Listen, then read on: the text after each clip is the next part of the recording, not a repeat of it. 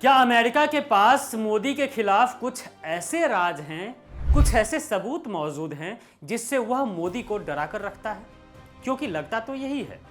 BJP के वरिष्ठ नेता सुब्रमण्यम स्वामी ने भी ये बात पहले कही थी कि कुछ तो ऐसा है जिससे मोदी जी अमेरिका को कुछ कह नहीं पाते।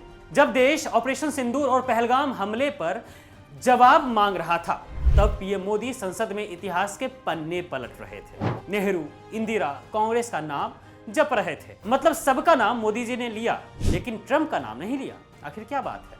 क्या मोदी जी अमेरिका से डरते हैं या फिर कुछ ऐसा है जो छुपा रहे हैं वो?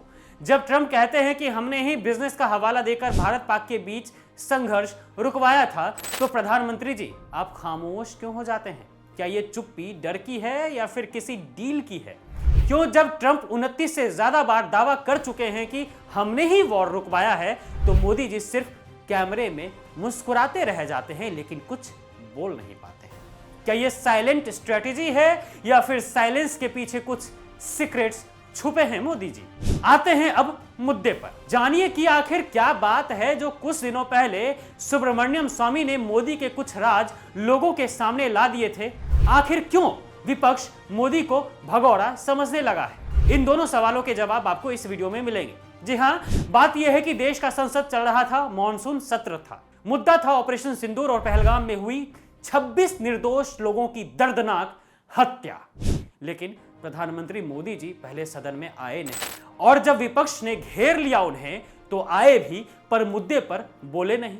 बोले तो नेहरू पर, कुरेदे तो सिर्फ इतिहास को, लेकिन अपनी जमीर को नहीं। जैसे कि पहलगाम की जिम्मेदारी भी नेहरू पर डाल दी जाएगी अगर टाइम मशीन मिल जाए तो। पर जो बात पीएम मोदी नहीं बोले वो और दिलचस्प है। डोनाल्ड ट्रंप को तो जानते ही होंगे आप लोग। हाँ, वही अमेरिका वाले भूरे बाल वाले जो अब तक 29 से ज्यादा बार ये कह चुके हैं कि भारत पाकिस्तान के बीच हमने ही संघर्ष को रुकवाया था, वो भी बिजनेस का डर दिखाकर। जिसको लेकर नेता विपक्ष राहुल गांधी ने मोदी जी से सवाल भी कर लिया था कि प्रधानमंत्री ट्रंप को जवाब क्यों नहीं देते हैं कि वह झूठ बोल रहे हैं। क्या भारत की विदेश नीति अब वॉशिंगटन डीसी से चलती है? लेकिन जवाब में मोदी जी चुप रहे। शायद नेहरू का नाम फिर से याद आ गया होगा उस वक्त। लेकिन बात तो ये सब कुछ है ही नहीं कि वो ट्रंप को क्यों नहीं जवाब दे रहे हैं, ट्रंप के सामने झुक क्यों जाते हैं, चीन को क्यों नहीं आंख दिखा पाते हैं। भाई साहब, अमेरिका और चीन को आंख दिखाएंगे मोदी जी तो मामला थोड़ा लीक नहीं हो जाएगा?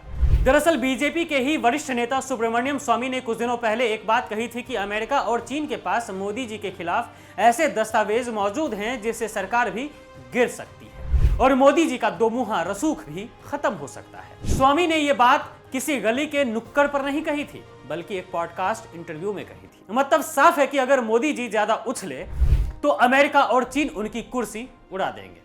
तो क्या इसलिए ट्रंप जो बोलते हैं उस पर मोदी जी सिर्फ मुस्कुराते हैं लेकिन कुछ बोल नहीं पाते हैं, या फिर कुछ बात ऐसी है जो हमसे और आपसे छुपाई जा रही है?